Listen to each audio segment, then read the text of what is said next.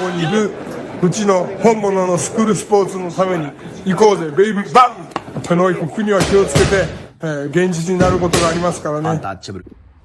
Alright, so we're going to go ahead and keep this series of Japanese boxing prospect reviews moving along, progressing forward, because there's so many young, dynamic, unheralded Japanese talents that need their shine. They deserve to be talked about. So in this video, we're going to talk about one of the top contenders in the light flyweight division. He's knocking on the door of a world title shot. We're going to talk about the number 5 ranked WBC, number 9 ranked WBO, number 3 ranked WBA light flyweight contender, Kyosuke Takami. Yes, 8-0, 6 knockouts. Let's speak about him. So he is a Tekken Promotions fighter, so he's got big promotional backing behind him here in Japan, which means if you're Tekken Promotions, you're with Mr. Honda. Mr. Honda is the head honcho of everything here in Japan. He is the leader of Japanese boxing locally and globally, and just all the way around the board. So that's always a guy you want in your corner. With him being ranked so highly, there's a potential that in this calendar year, in 2025, Takami could be matching up with fellow Japanese fighters and world champions Masamichi Ibuki and Shokichi Iwata. So I like both those fights. He may I think his next fight is supposed to be against the Japanese champion, which is Toshiki Kawamitsu. So we'll get to him later on. I got a video coming out on him later on, but and that'll be a really good fight when it does happen. But that's gonna be his next fight. But as far as Takami, I really sat and I watched this guy because I watched his 3rd pro fight against Raymark Alikawa, and I watched his 6th pro fight against Kenichi Horikawa, right? Those are the 2 fights that I watched, and even though they were only 3 fights apart, I saw so much improvement from fight number 3 to fight number 6. I mean, when I watched this fight against Raymark Alikawa, I saw a fighter that had leaky defense. I saw a fighter that had speed, but many times would sacrifice his defense for offense. He was just a very, very wild fighter. In that fight against Alikawa, he showed like the ability to make adjustments.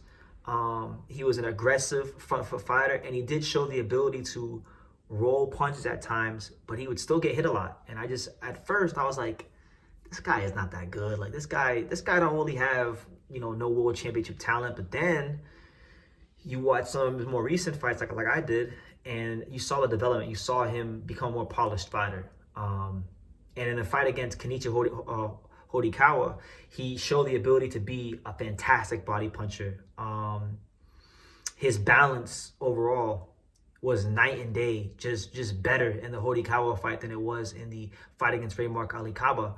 And when he gets on his front foot and when he comes forward and he's really just in the zone, there were some moments in the Horikawa fight where he looked like a young Kenshiro. He was fighting like a young Kenshiro, an aggressive, structured slugger. That's how I would describe Kyosuke Takami. It's a real aggressive, structured slugger. His defense was so much better in the more recent fights he had. And so if I'm going off of the more recent fights and I have to look at him potentially fighting Iwata or Ibuki, I'd give him a much better chance because he places his body shots very, very well.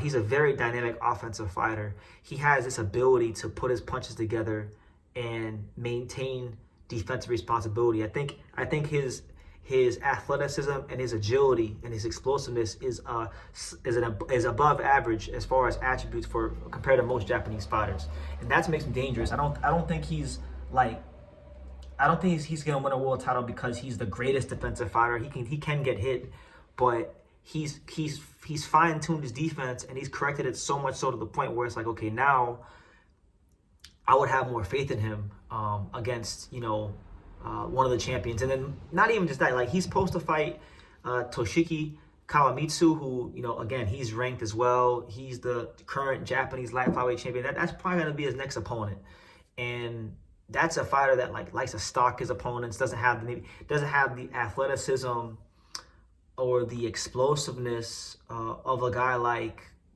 Kyosuke Takami, but he's so disciplined and fundamentally sound. So like that fight to me is very interesting. Like whenever they announce their fight, because they're supposed to fight in this event in Japan they have every year called the Champions Carnival. It's like a event they have every year. Like in Japan they have the Rookie of the Year and they have the Championship Carnival. And I'll do a video explaining to you guys what both of those are. But they're supposed to fight in that, each other in that, and I think that's going to be a very intriguing fight. It could very well be like a Terrence Crawford, Earl Spence type fight where you have a guy who's a structured fighter against a guy who's a really good, more dynamic fighter. It could be like Kazuto Ioka versus Kosai Tanaka.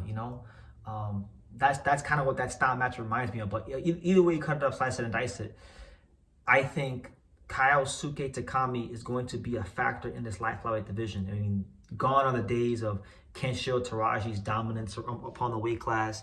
Yabuki is getting up there in age. Shokichi Iwata is already talking about moving up to flyweight. So this division is looking for new faces, new talent, fresh blood. And I think regardless of what happens in the Japanese title fight against Kawamitsu, I think Kyosuke Takami is going to be a factor in this division. And these weight classes they're not as deep as, let's say, like welterweight. There's a thinner pool of talent. There's less fighters in the weight class. So I think he has a chance to be a world champion. With the way he punches, the way he places his body shots, I mean, I personally think it's going to be very difficult for a lot of fighters to stand up to that. But that's actually what I'm looking forward to. Like maybe in this next fight against Kawamitsu, if he can stand up to his power, does Kyosuke Takami have the ability to make the adjustments and find other ways to beat him? That's when he's a really, really top tier fighter.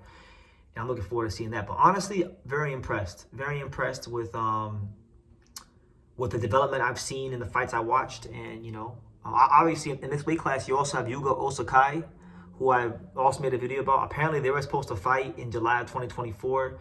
It didn't happen for some reason, so that could also be another potential fight. So this weight class is just littered with top Japanese talent, and he's one of the guys leading the charge. So yeah, those are my thoughts on Kyosuke Takami, one of the top contenders in the light flyweight division, a potential world champion in 2025. Keep your eyes out for him, and leave your comments down below, and make sure you guys take the time to subscribe. Like I say in every single one of these videos, you can love me or you can hate me, but I'm just a kid from Daniel. So until next time, take care, guys.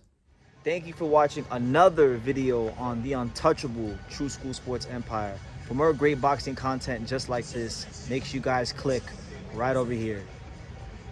Keep watching my boy BT put on the best interviews out here.